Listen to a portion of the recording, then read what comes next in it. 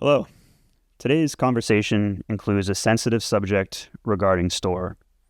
As most viewers of the show are probably already aware, one of their members, Callum Powell, pled guilty to some terrible allegations. We will not be talking about the specific allegations as it is not within our area of expertise, and we simply do not know the extent of his crimes or anyone affiliated with him. Instead, we will be discussing the impact Storror has had on the culture and industry of parkour and what may happen if the brand is over. As always, thank you for listening. And without further ado, let's get to today's conversation.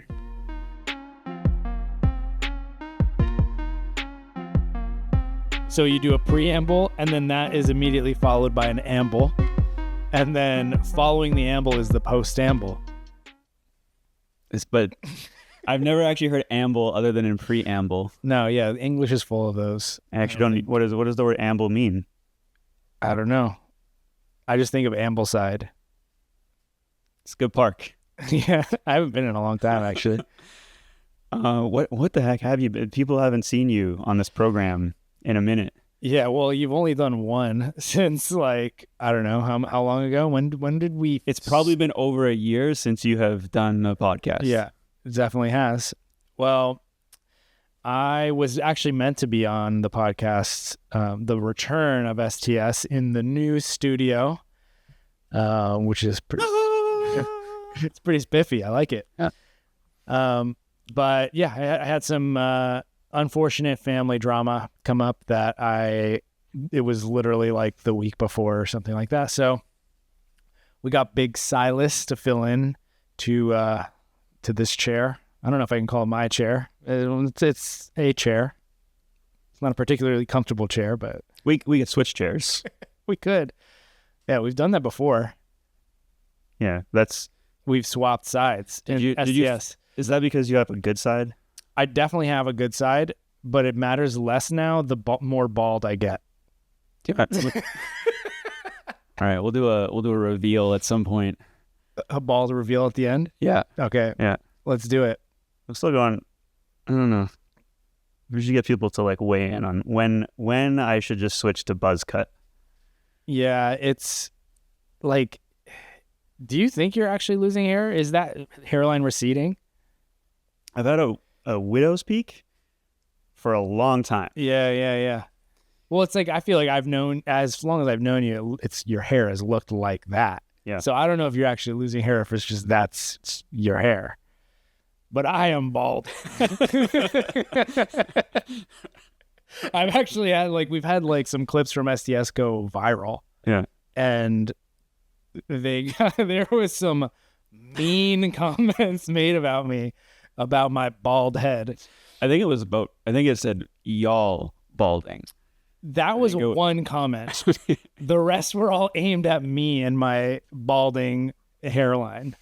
So anyway, you gotta have tough skin sometimes when things go viral. It's true.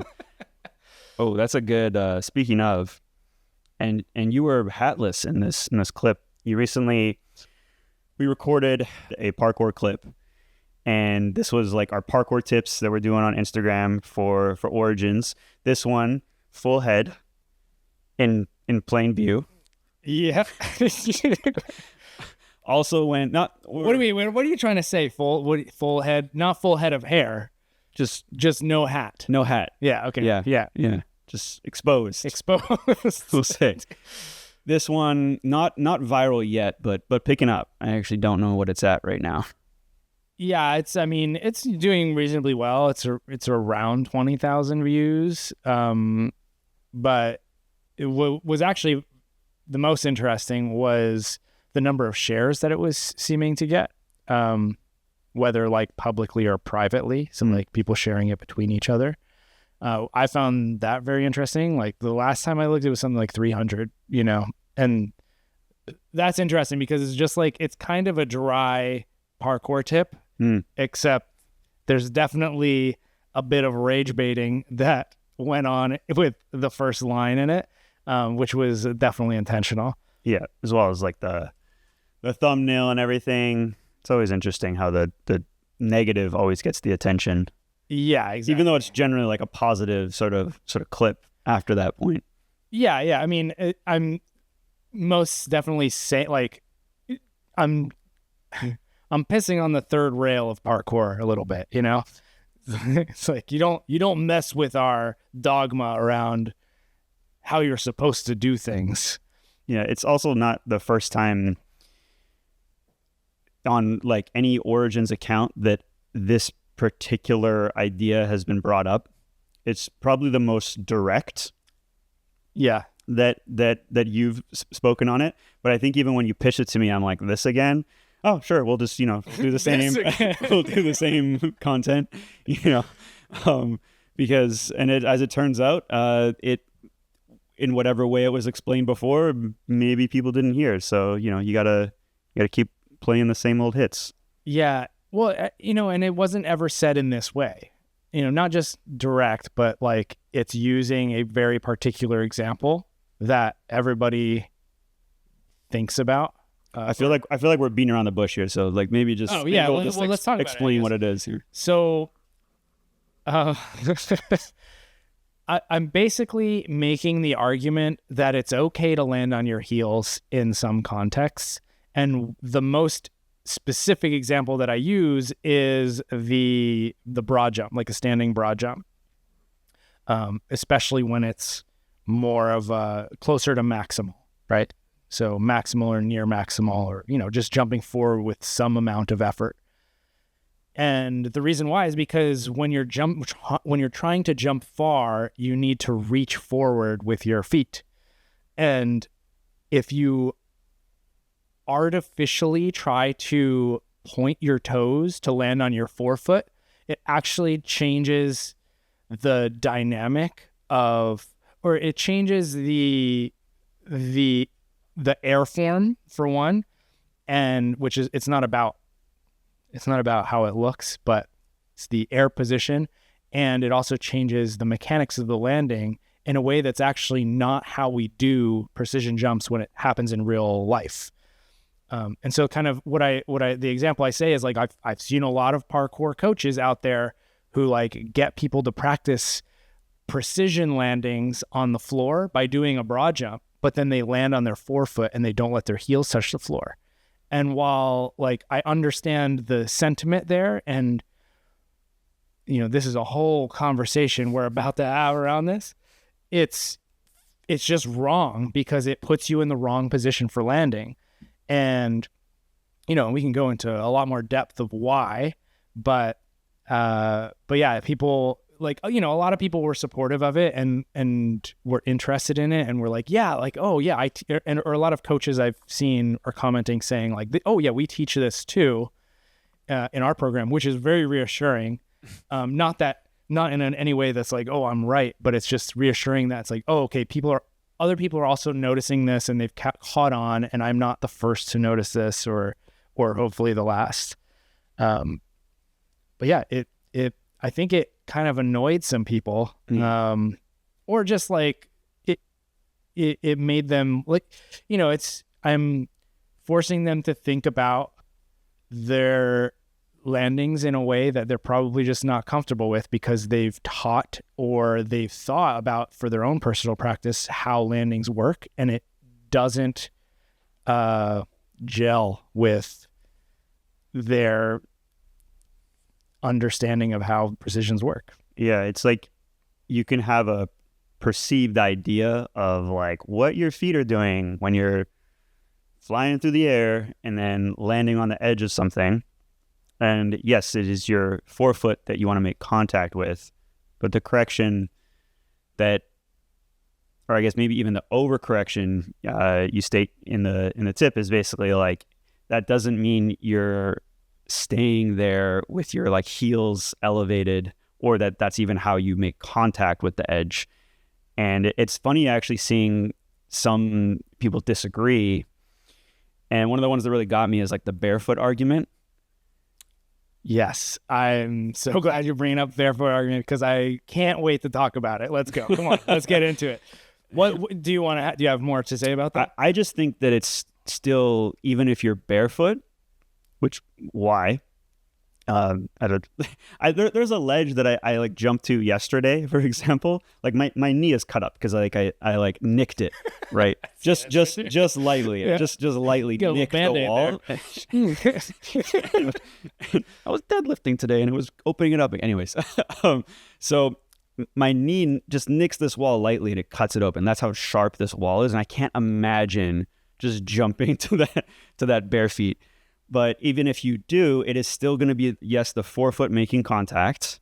But I guarantee if someone took like a slow-mo example of them landing on any edge barefoot, their heel is still going to drop on impact before they actually stick to the wall. Yeah, and so the argument goes something like this. If I wouldn't do this barefoot, then I shouldn't do it at all in parkour. And that's just such a weird way to think about it, because 99% of parkour is practice with shoes on, first of all. And that's actually not to say that you should never practice barefoot. In fact, I think there's some value to it. I actually had a stint of doing parkour barefoot when I was initially starting, and I thought it was valuable. It helped me understand softness or touch when it comes to landings or and any kind of doing any kind of skill.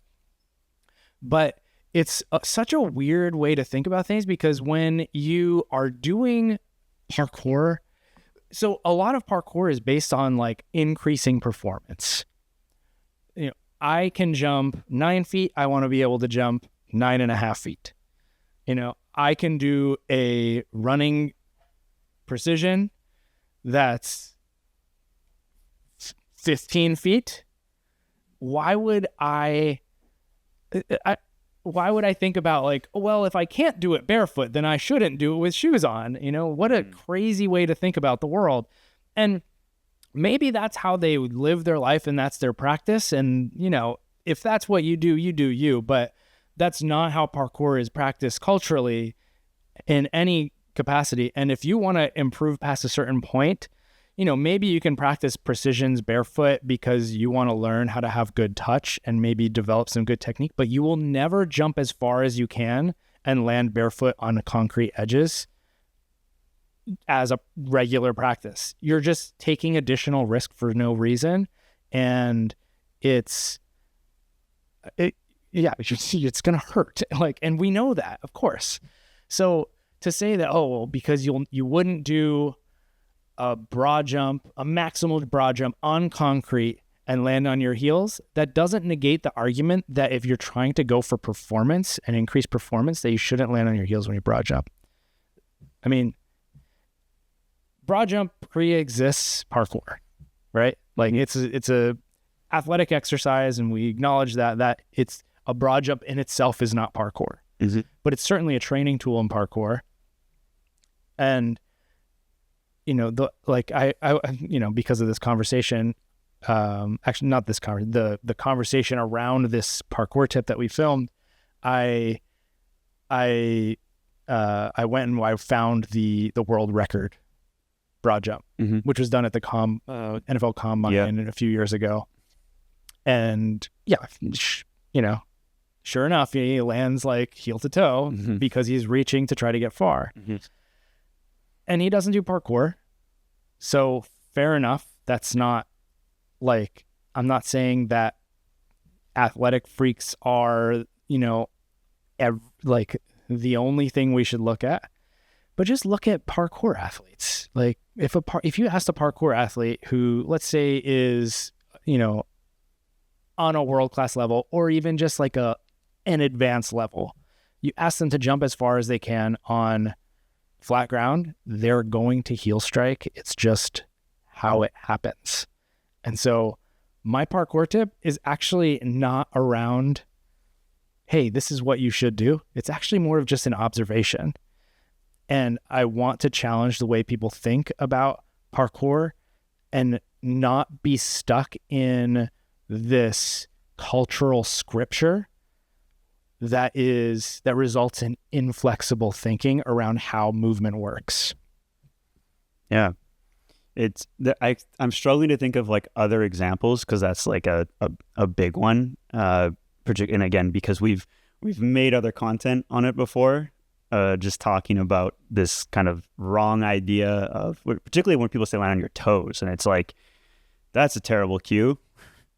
Anyone who's been doing parkour for a minute, and particularly on like walls, trails, if you land on your toes, it's scary. If you're just on your toes on the edge of something, it's like you were just a smidge away from like landing on your shins instead, basically. Yeah, well, and you might still land on your shins because your toes are like they're very flexible, right? So if you land on just your toes, you're more likely to slip out and then hit your shin.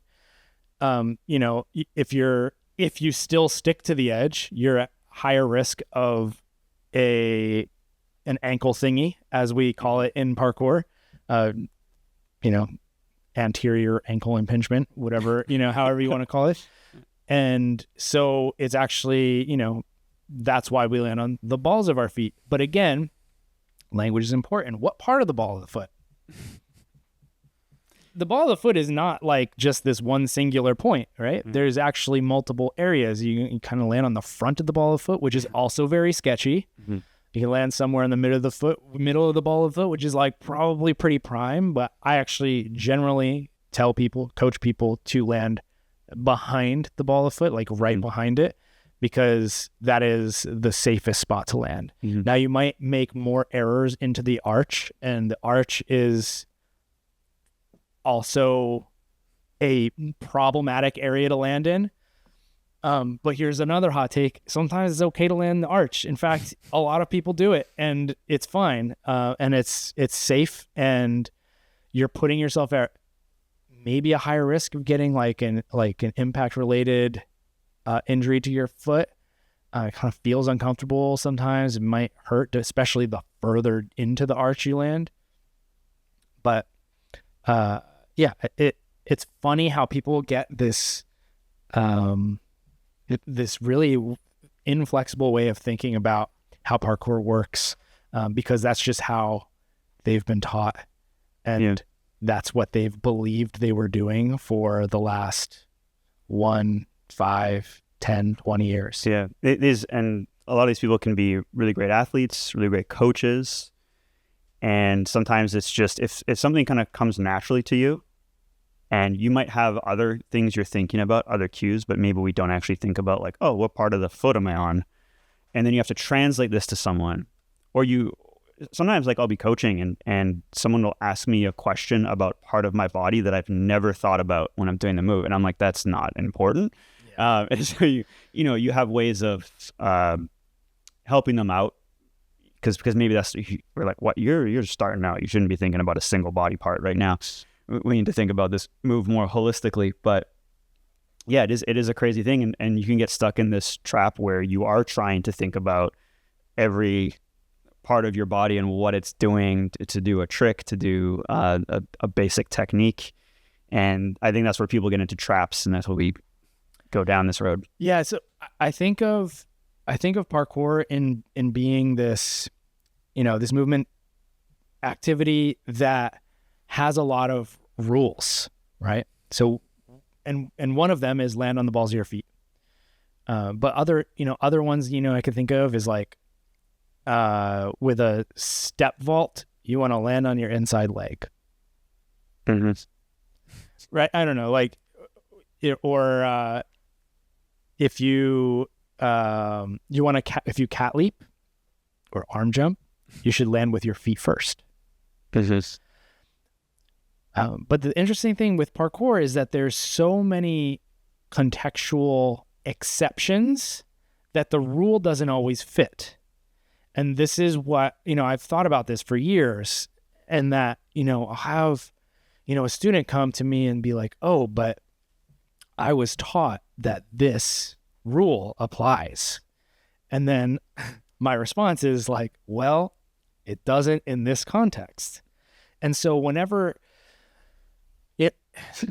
that's the thing about rules, and parkour is really good about breaking rules. Mm-hmm. And that's just kind of part of our culture, is to break rules, right? Like we we get moved on from a spot, we might still get another jump in because like it matters more to us that we progress than it does, for us to follow rules, right?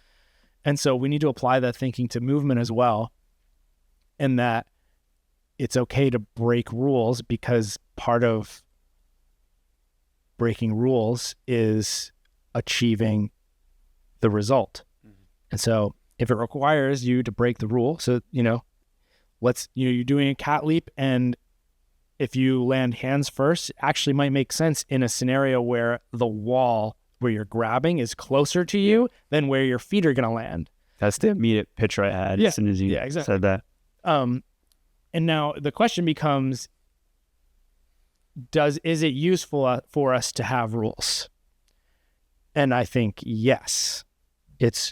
I think it's important to learn the rules.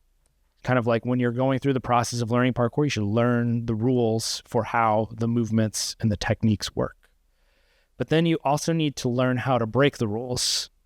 And you do a lazy vault, instead of landing on your inside leg, land on your outside leg, because it might set you up better for the context that you're putting it in.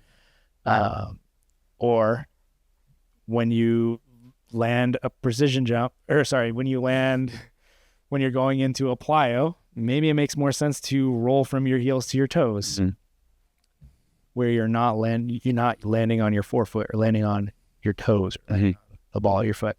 So we have to have flexible thinking when it comes to technique in parkour.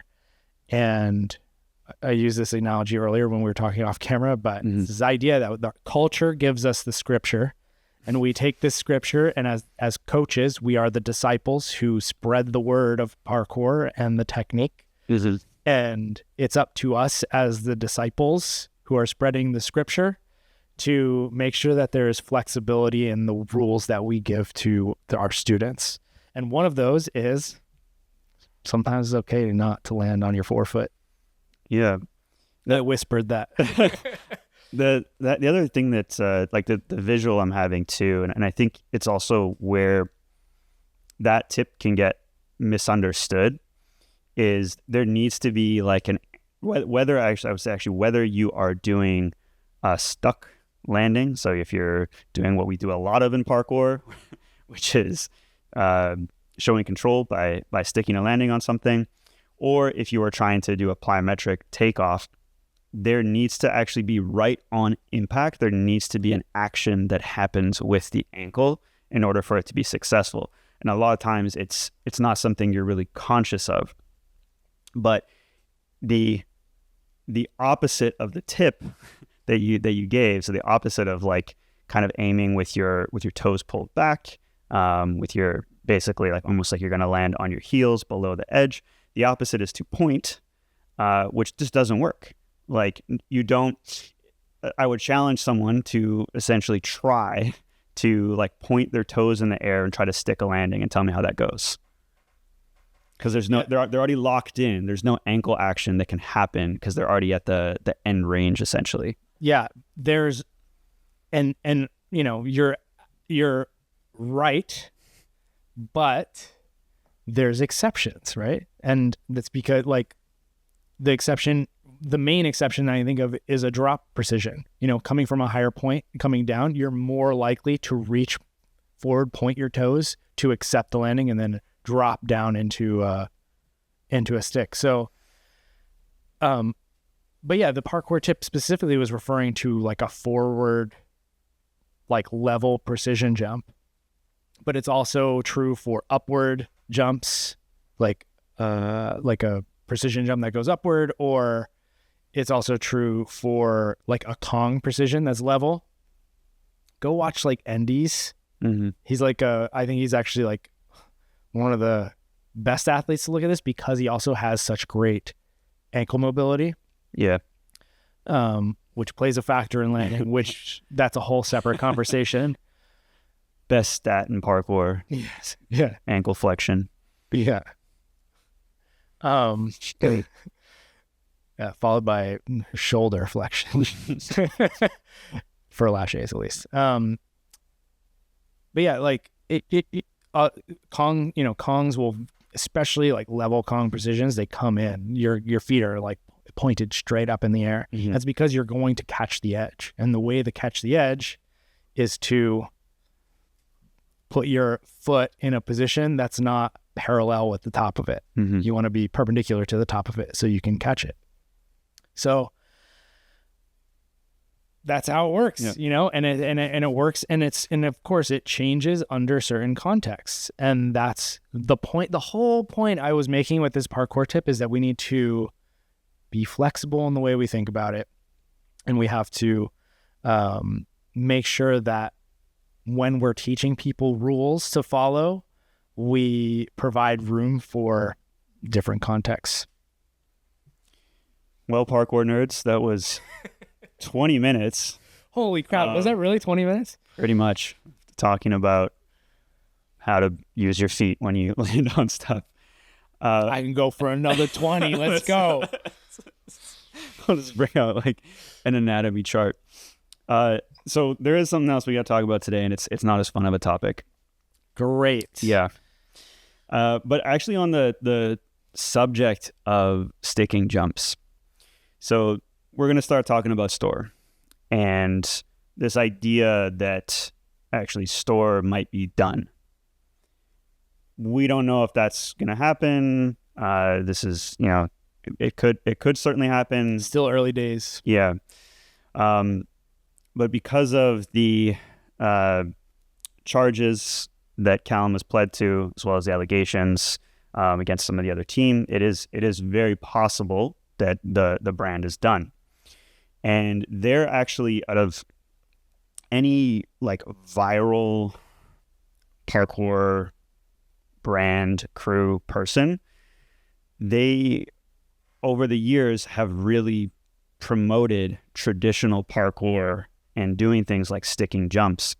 And one of the things that like occurred to me in this potential world where like without Storror is, do we keep caring about like the more traditional parkour? Because when I think about other people that go viral, that are like big in parkour and have like content that reaches a lot of people, so we have like the more freestyle side of parkour tends to go very big. The send culture, so just doing like really like big feats, big stunts, and then you have like the content that panders to children, which is like Mario Late for school POV. Yeah, Mario and Spider-Man POV. But Storror over the years did so much to just basically capture like what they're practicing, which is largely like traditional parkour with and they even had like Stick Masters was like the whole series they had coming out. And so I wonder like I don't know, like have you thought about like what is going to happen with that? Like are we also, as people that mainly practice traditional parkour, are we done? Like are people going to stop caring about it because Storror's not around anymore? These are the things like kind of like running through my head right now. Yeah, I mean, there's no question that Storror, it was a cultural force within parkour, and then it also extended outside of parkour. And that's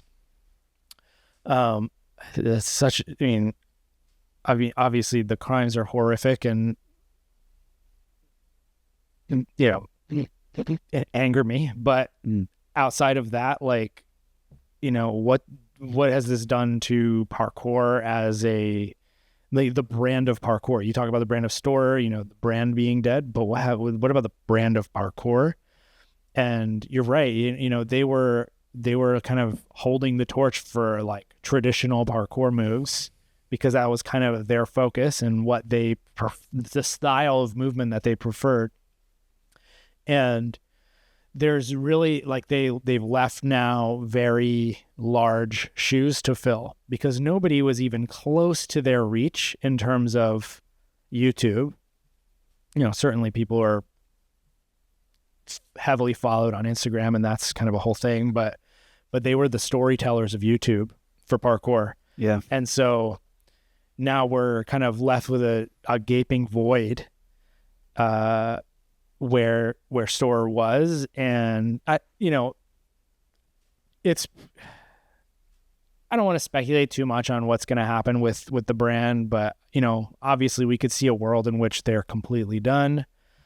I could also see a world where like they had such a strong reach outside of parkour that maybe people like would still watch their content even if the like core parkour audience was gone. So I don't know what's going to happen. We're still early days, but with the brand itself, but certainly I think within the parkour world, we're going to be searching for a replacement, and I don't know what we're going to get. Yeah. Before we even go more into that, I think about like public interactions, like when we're out at a sesh, right? And there are certain references people can make to parkour. So the one we all hate, The Office. Which one? I've never heard of it. So there's that. There's also, someone you could run into like a family. There could be like a kid or something, and they could say how much they love watching Nick Pro or Bob Reese or Nitro Parkour or something, right? And then of course the parents would reference The Office. But my favorite public interactions have always been when someone references Storror as like that's how they know about parkour, that they're not even a practitioner, but they happen to be someone who watches Storror on YouTube. And it was always to hear that is always like so refreshing. It felt like this person gets it. They would also be like really excited to see us doing it. They would sometimes, I can recall like interactions where people knew the names of moves and things like that. And you don't get that from any of the other references that I just like talked about. And yeah, like I think what you were just saying is like, these are big shoes to fill. And I don't know, I hope someone is up for it, essentially. Like, I hope that, I think over the years I've seen people try to get like blogs or vlogs or whatever we want to call them going like off the ground, right? Like there's different teams and stuff like that. But if you kind of just look at the Storror blueprint, they were never, I mean, Toby's pretty incredible, but I think, made a name for himself by doing like a bunch of world's first or like big things. But in general, like, I don't think Storror was ever thought of as like the best in parkour. At least within parkour, right? Yeah, totally. Yeah. But they started with this consistent model of like, we're gonna put out a video every Monday. And when they started doing videos, like it's funny because it's not funny, but they started as like hooligans essentially, just like, and then they kind of like matured over time as they got bigger into parkour and became, much of their content was a little bit more, I guess, conscious of like, we can't be out just being dicks to people on the street while doing jumps. I think largely that was driven by the demonetization experience that they had. I don't remember how. I think so. Yeah, I don't remember how long they were demonetized for, but if you recall, there was, they would do like escape from security, like POVs, which was like contrived. Yeah. But they would also like get into arguments on camera with security guards and being on roofs and stuff like that. And so they had this hooligan. Well, what I'm referring to is like they used to, like back in the day, like the early Storror days, they used to like throw things at people. No, I know. But that's what I mean. They filmed themselves doing that, and eventually they got big enough. They monetized. They were doing well with it, and then YouTube pulled their monetization. Mm-hmm. I'm not saying that they are still hooligans, although it's very possible they are. They're just not recording it or showing it on the public ones. I'm not a joiner. I've never was a joiner, so I've never seen any of the content that they post that's like behind the paywall. I imagine some of it's going to include security guard interactions and potentially more hooligan type behavior.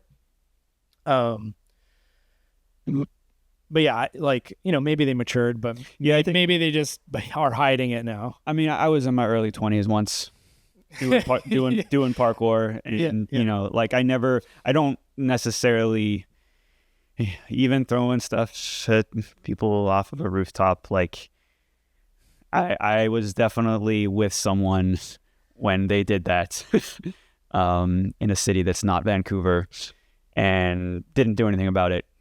It was just like, oh wow, you're just throwing pebbles at people from the sky. Like this is some hooligan behavior. But again, like I think I have different reactions actually now when I see like young men just doing like wild and obnoxious stuff, because sometimes I'll like see, like the other day I saw some guys like joyriding scooters. Yeah, I did too recently. And I just kind of smiled at it, because it's just like I hope they don't crash into anyone. I hope no one gets hurt by this. But ultimately, like I kind of did that stuff. Yeah, I hope it's harmless. But sometimes it's kind of it's part of being like a teenage boy, or a young 20-something, and that's not to excuse behavior that is bad, negative, harmful, but there is like a, and that's just like boys tend to be like more prone to risky behavior, and that's kind of part of what, and finding our place in the world is like, and finding your place in a group of other boys or men. It's a weird experience, like for anybody that's been a teenage boy or been around another group of men. It's like, it's weird. Like, yeah, also like even when we do like SPL and the after party and things like that, there's always like chants and wishes is like mayhem night, and it's like, what does that mean? Like, what is it? What are we gonna go do? Are we gonna go like just have some drinks and then like behave ourselves, or are you guys looking at trying to get into trouble? Because it seems like you guys are trying to look to get into trouble. Yeah, but I'm not here to pass any judgment on mayhem night. I do remember the first mayhem night. It was at the RYU after party. Yeah.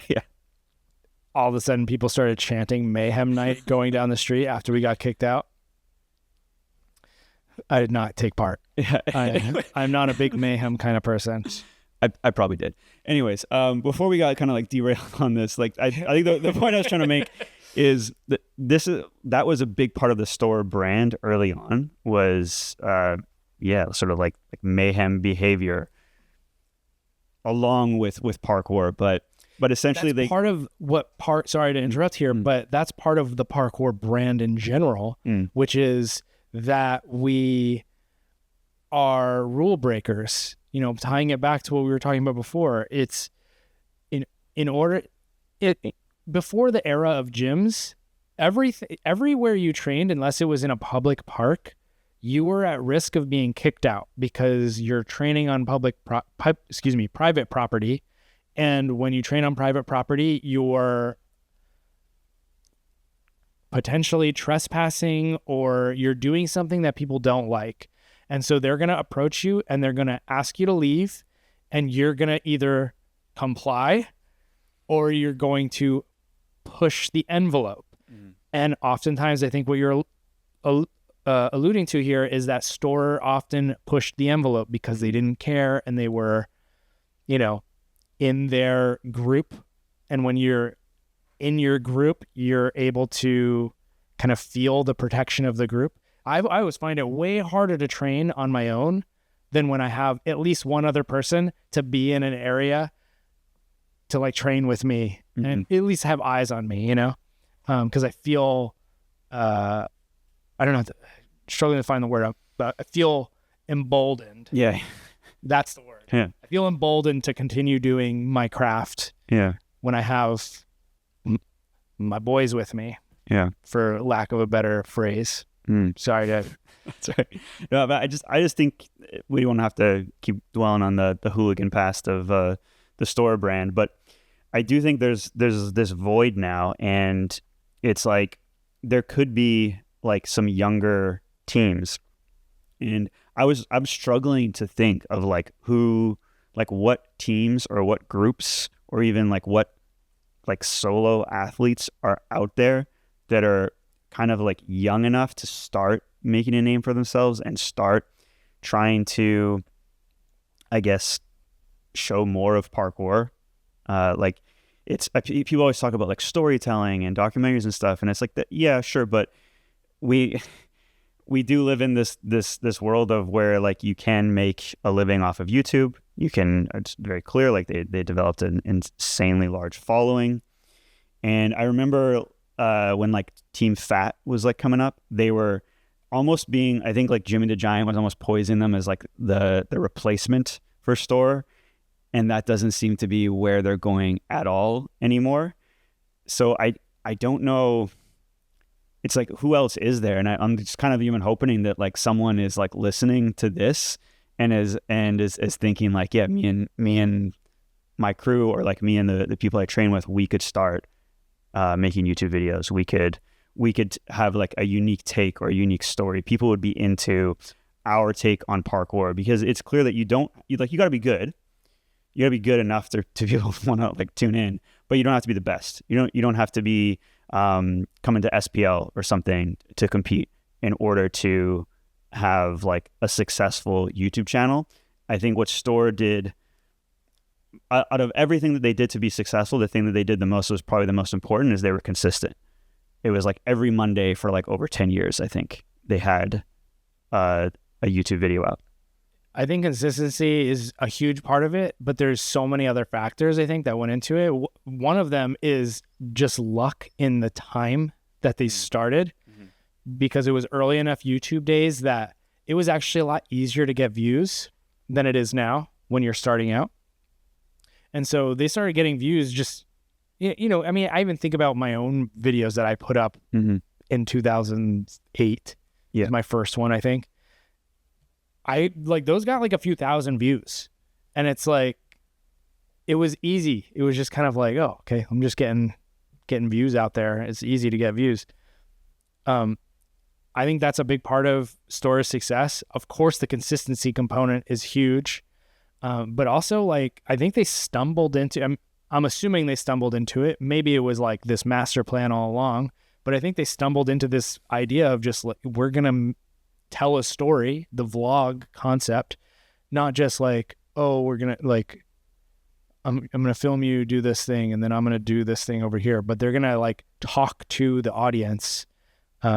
That kind of started developing, and then also they started to come up with like these crazy ideas, like stuck in a pit, or you know, don't get wet challenges, and that snowballed into this, you know. Oh, they got a lot of success on the POV ones that they did early on, like the POV, like they choreographed all these POV runs and stuff.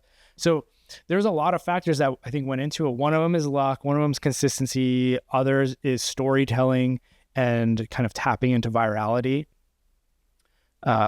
But like we already said, it's huge shoes to fill. I don't know. I'm not actually that optimistic that we're going to get a team. I mean, maybe like long-term we will. I'm not optimistic that we're going to get anybody that really fills the same position that Storror as a YouTube channel had in parkour, and the reach they had outside of parkour as well. Michael Bay documentary. Yeah. He likes the game. I don't know how many people played the game, but they were, you know, they were huge. Yeah. It's like I have just a short list here of some of the, like they were continuing to have more impact, continuing to be bringing parkour to more people. And it's like, it's tough to even like talk about. It's tough to think about. And I think it's going to hit people very slowly over time. Like we used to mention the game, like the video game. Is the video game going to come out anymore? Because if the brand's done, the video game's done. The Michael Bay documentary that's supposed to be on Netflix, that's freaking huge. And then like clothing and shoes. Like you got like Farang just put out a line of clothing, but like see like Farang breaking beyond like a certain niche. So there's like there's one way to look at this, and the way I'm hoping that some people start to look at it is there's opportunity here. And I think one of the things, actually, just going back to just the YouTube career of Storror, one thing that they failed to do that actually always upset me, and if they do ever come back and are accepted and start making videos again, whatever the case, it's actually a habit I wish they would start doing, is they just don't really prop up a lot of others unless they're in their own circle. So I can think of like Hazal got like, it's weird, I'm not going to use that term, but she got like a push from Storror. And I think when she put out a video with like Lisa Schneider, right, like fantastic, that got like a repost and a push from Parkour, Gatecrasher. Story. Yeah. So it's awesome, because I'm naming all like women projects, which are really good. I think they also push Capstone, but it just kind of stops there. Like they have to be directly involved. Whereas like there's a lot of other YouTubers who will put up a post and say, hey, this person doesn't have a big following, but I really like what they're doing. Y'all should go follow. Like they're trying to get to, they're at 9K right now. They're trying to get to 10K. And like how impactful it would be if Storror had a routine habit of propping up others. And maybe this is something people should reflect on and be upset about, and maybe not remorseful about Storror going down. I don't know, but I hope that whoever does fill the shoes, someone we're not talking about is also like Dom. Just about the Preamble is really big, and there is evidence that, well, actually no, Dom does a far better job of that. He, like on his stories and stuff like that, he is the biggest fan of everybody in parkour, and that's the best thing about Dom. It's awesome. It's absolutely true, and I'm actually glad we're talking about him now, because he is someone who would like he has a big following in a different way than Storror, but he's still kind of like finding his type of content, his type of voice, and things like that. I just had like the Origins YouTube open today because I was getting ready for Nathan's video, dropping day after this recording, but it's probably already out right now. So how many times have you watched it? Anyways, what pulls up when I like look at subscribers is a lot of Dom videos, because like Origins is subscribed to Dom, and it's like I was just suddenly hit with like 6 thumbnails, and he's very much doing like the types of thumbnails that like people that aren't in the know about parkour would click. So I hope he keeps getting success there, and I hope he's able to like continue to use his reach to like help others, because he certainly does like quite a lot of that. I think he's uniquely positioned because he has the personality for it, and that's the concern also for anybody who's a singular athlete, that I think they're going to have a really difficult time doing what Storror did, because they had 7 athletes that they could rely on to be producing these videos. Mm-hmm. Dude, I was talking to Doey, and he's like there's like 17 people who have like full-time jobs because of Storror. Yeah. No, it's crazy. Well, it didn't start that way, mm-hmm. but they were able to build an empire. So crazy that it all falls down like this. But another person that comes to mind is Verky. And I think he's actually making some really great content on his YouTube. The issue that I think he is going to fall into is he is only one person, and if he gets injured, or if there's any kind of like he's going to struggle with the consistency on the channel, unless he can develop like ideas for videos that are going to be 1, reusing content, or 2, don't require him to be performing at an elite level. And I think that's what Dom is kind of tapping into now, which is that he actually is well positioned to be able to platform other people and create content around what happens around him. That's not going to require him to do 10-meter front flips. Yeah. I think I just thought also Ed Scott. Ed actually does. He does a great job vlogging, but again, the weakness is it's just him. And it's just him. His consistency is not there, and probably because it's just him. Yeah, and again because it's just him. The quality standard isn't nearly as high, right? I mean, with Storror, you had one of them is flying a drone. Everybody's got their own little GoPro. Some of them go in their mouth, like to do POV shots, and then they have they brought on other camera people eventually, and then more editors, and then people who can focus more on the business side of things. Some people will focus more on the video production, and so they had a whole team that they were able to build out eventually. But even before they had more people, just the core 7, Toby and Sasha were both video editors, so they were able to we're gonna crank out a video every Monday with 2 people who are already on the team with ownership. I think what I'm realizing we kind of start to unpack this more is it has to be youth. When I say youth, I mean like you still live with your parents and you're not trying to get a job yet, because even we talk about Berkey, Ed, part of the reason that it's just them, but even if they started a team of adults all going towards a mission where hey, we're not going to make money off of this for probably 3 years, and we got to make sure we put out a video every week. That's a big ask. Huge ask, yeah. But if you're a bunch of high school kids who maybe don't care about their academics and you're just going to follow the dream of parkour, which all the power to you, that's who it's going to be. And I just don't know. I can't, for the life of me, I can't think of any teams or even individuals right now who are really trying to do that. Maybe the first one that comes to mind might be Ellis Torhall, but I haven't watched his. Does he actually vlog, or does he just or his YouTube videos just kind of clips? Mostly just clips from what I've seen. I haven't watched all of his videos, but yeah. Yeah, the reason I mentioned Ed before is because Ed's stayed with me a couple of times, and we're just heading to the train in Vancouver, and he's just whips out the GoPro. He's yeah, so we're heading to do this today. It's vlogging's weird. It's a weird habit to get into, but he's actually quite good at just getting it done. Just getting it done and doing it. I think where Ed gets slowed down is the editing. And I remember when Dom made the move where it was talked about that he finally got an editor. So even though it's just him, but yeah, maybe it'll be Dom and some kids from Australia. I don't know.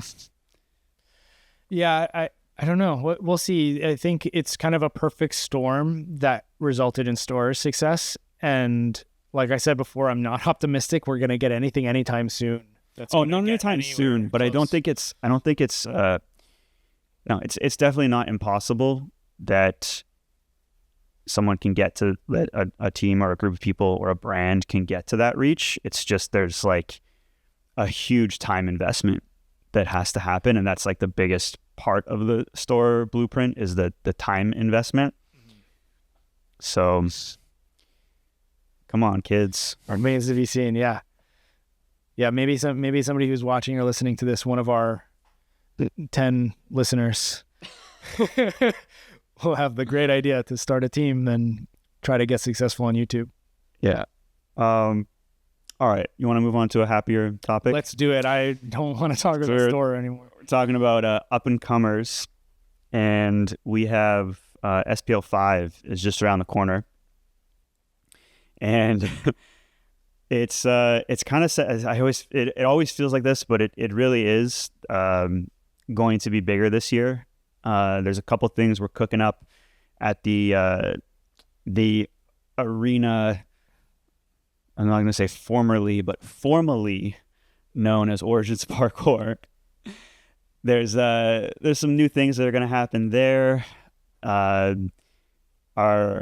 Our man behind the screen, Dylan Poland, is getting quite good at the live streaming. And there's I think we may actually nail it this year. Oh, don't make promises. I feel like this is our proving year. We got a bunch of stuff going on. And then also on top of that, we went more international than ever before with collaborating with other events this year. So There's a lot more going into it. What are you most worried about? What's going to go wrong? What gives you the most anxiety right now? What's keeping you up at night? You right now is giving me anxiety. Oh man. So there's from my perspective, it's always like the technology or behind it that I'm sweating bullets on, but that's usually like in the event, and it's not like leading up to it. It's more just like the daunting task if there's like so much to do, and somehow we managed to get it all done before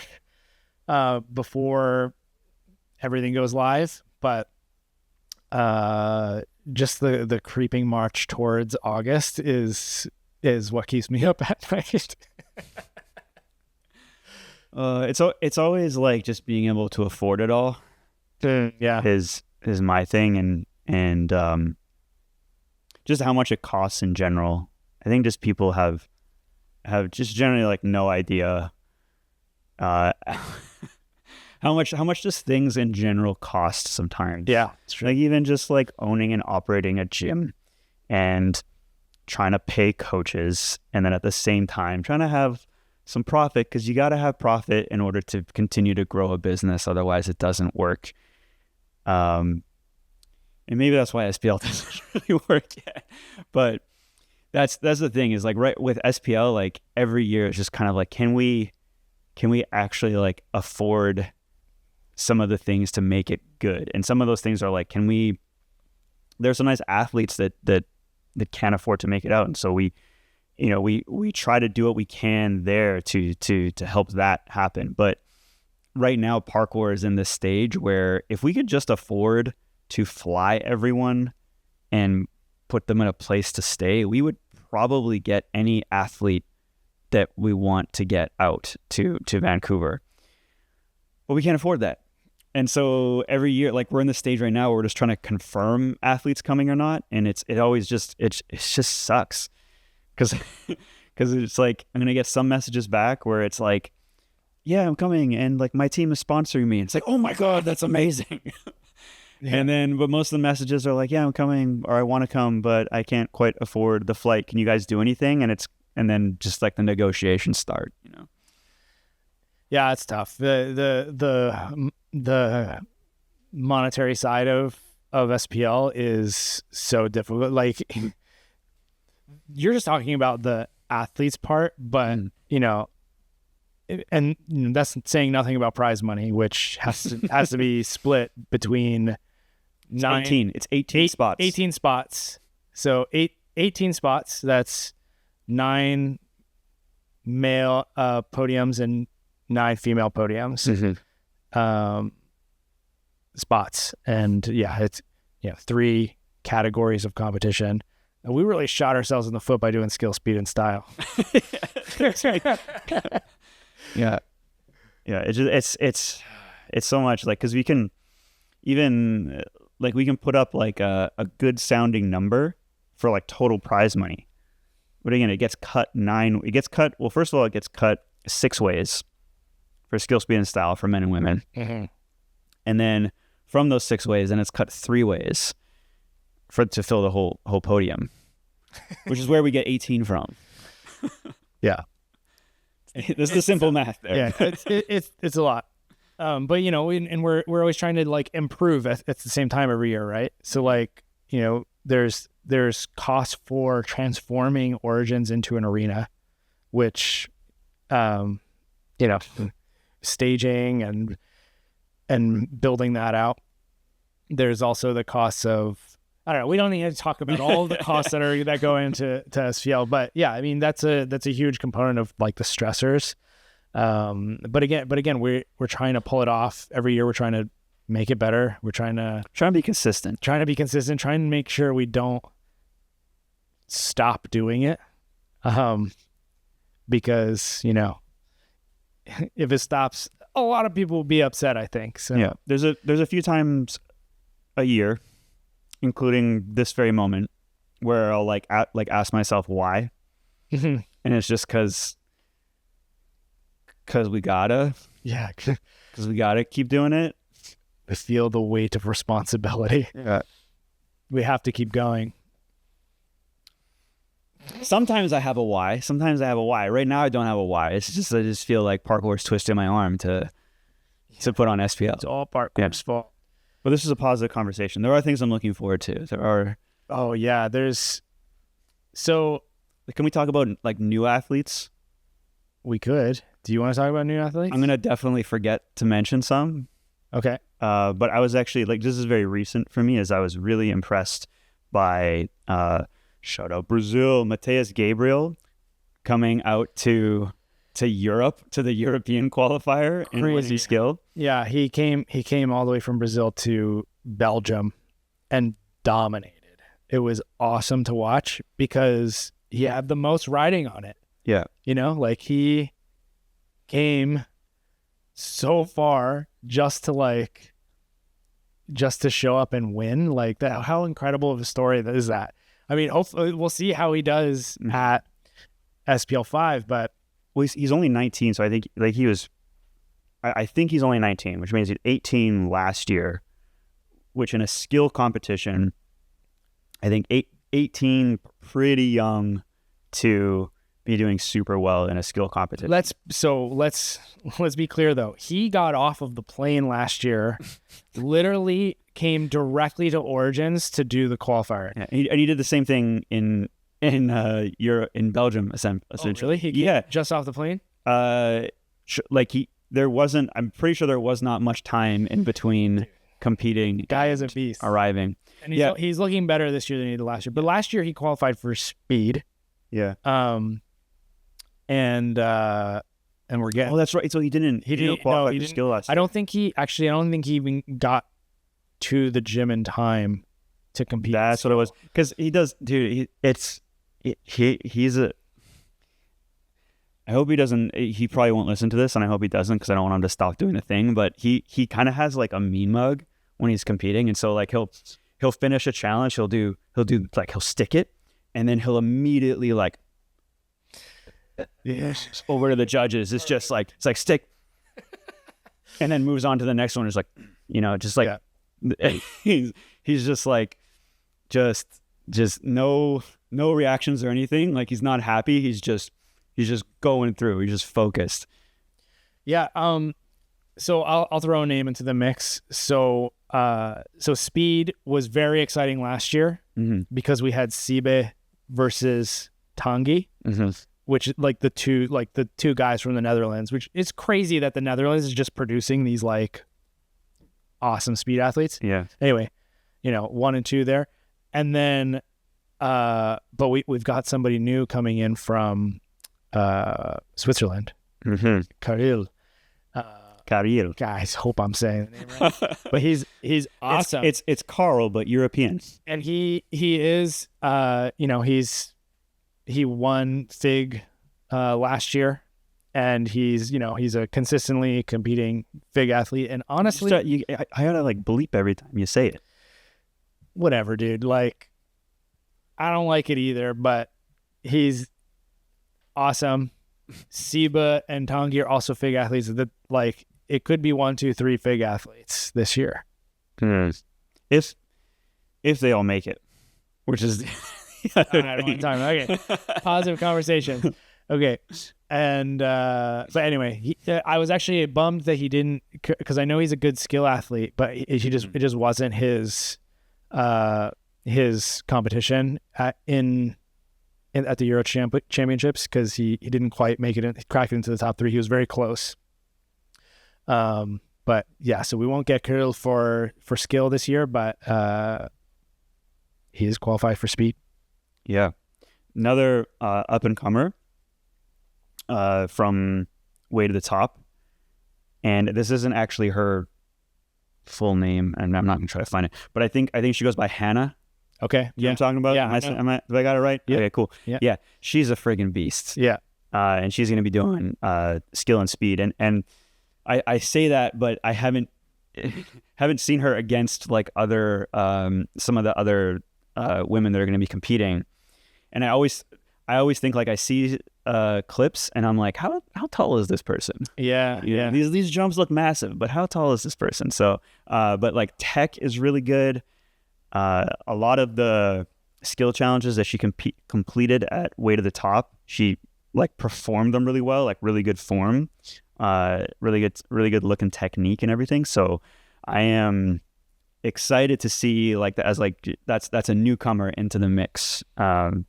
And I'm curious to see how she compares against some of the other ladies competing. Yeah. I don't know. We're looking at a great year of SPL if the best athletes make it. Yeah. What I'm disappointed. Sorry. I was gonna say, what's the name of the kid who didn't podium at Way to the Top? That I think we had like a chat going where we were just like, oh, because after he did 360 lache to trapdoor. Yeah. Such a beautiful trick. And that was in his combo. Yeah. And he also tried to do 360 lache to trapdoor full as his big trick.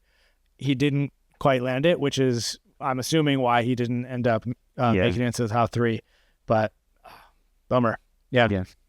Or top 2. I was gonna say I'm going back to men's speed again. Mm-hmm. We almost had the best men's speed event ever, potentially. We almost okay, explain. Orlando. Yeah. Orlando from that. Orlando DeVoe, he qualified by placing first in Project Underground. How much faster was he than second place? Okay, before I even say this, he might be the best speed athlete ever. With all due respect to Siba and everyone else who's amazing, he might be the best speed athlete ever, but we're never really going to know. All right, let's go back to positive. You're depressing me, man. He's young enough that he can recover from his injury and still be quite good. There is like the thing with like the Achilles tendon. I don't know if he's gonna quite have the same pop that he did, and that's really what made the difference for him. But he was a full 2 seconds on like a 20-second course, a full 2 seconds ahead of the next person, and the person below that isn't like some schlub. That was Ramon. Yeah, Ramon Lamerton. And he's a solid speed athlete. The next person, by the way, is also phenomenal. He's like 17, right? But what's his name? Dude, it's like Stas or something. See, this is why I didn't want to list athletes. Like, we know we're gonna forget people because there's so many. But he's really good. So his story also. So he's second place at Project Underground, 2 seconds below Orlando, who might be the GOAT of speed parkour, but 2 seconds below that anyways. And he was in first on the first day at the European Championships. Oh yeah. I think he was in first. I might be getting this wrong. He was. For the sake of the story, we're going to say he was in first. And then he pulled out of the competition because he realized he was already qualified for SPL. Yeah. I remember that. That was crazy. And people kept coming up like saying like, isn't he already qualified? And we're like, no, he's not qualified. Yeah, it sucks that because he was dealing with some knee pain or whatever, which he might be like 17 years old. So that's what Dom told us. So he's young enough to get over that. And I think what we were actually robbed of in that competition was like a couple more rounds against Kirill to see how that would have went down, because Kirill was a slow starter.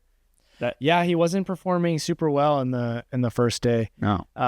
He did well, but not like his best runs were definitely in the final, or his best run was in the final. So. Yeah, like he didn't stand out the way, because I think a lot of people were saying, like, particularly when Siba won SPL, a lot of people were saying Kirill would beat him. And hopefully we get to find out. Yeah, exciting. Yeah. I also gotta mention Benatti Lavoiso, since we're on the subject of men's speed. Maybe becoming the most experienced speed athlete. He's competing everywhere. Everywhere I've seen him. It's crazy. Yeah, and the thing about him is that last year he was on a track and field scholarship.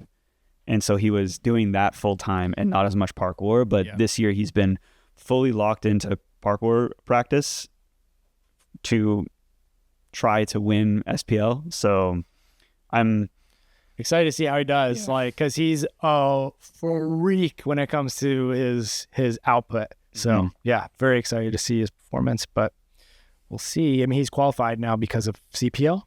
Yes. Yeah. Yeah. He's going to be, and so we got one more qualifier that we're going to be at. Yeah. Coming up later this month. USP Nationals in Boston area. There was a I guess there was a K you missed there. It's USPK. What did I say? You said USP. Did I really? Yeah. All right, let's just edit it in. I wonder. Yeah, I wonder. Here, I'll do it real quick. Ready? Okay. Perfect. Okay.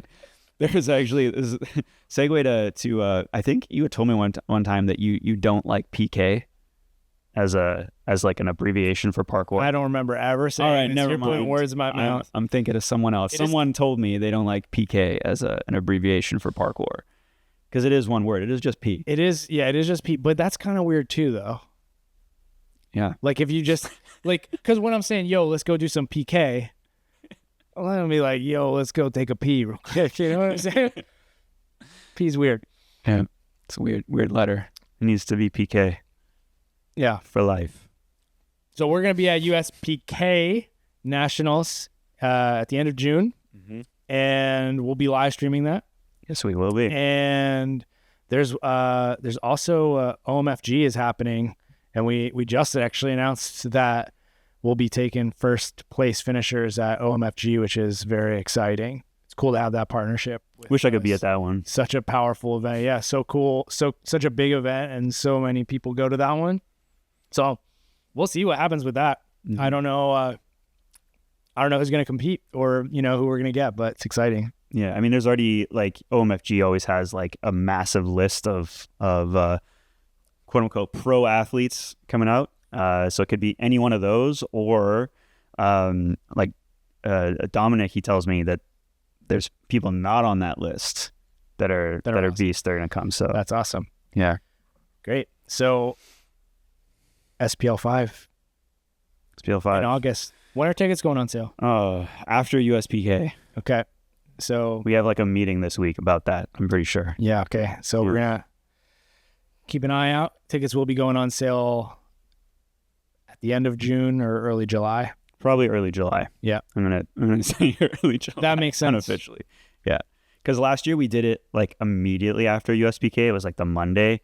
And I think that was detrimental to some of the people that qualified through the USPK Nationals, even though I mean, I tried to warn them, but we could have given them a couple days. So I think we'll at least give you a couple days this time. It also allows us to sort our stuff out. Well, see, now I'm stoked about it. Now I'm like excited again. All right. I don't have the looming fear. All right. Should we end it stoked? Let's end it stoked. Yeah. All right. This has been a stoked episode of STS. We'll see you next time.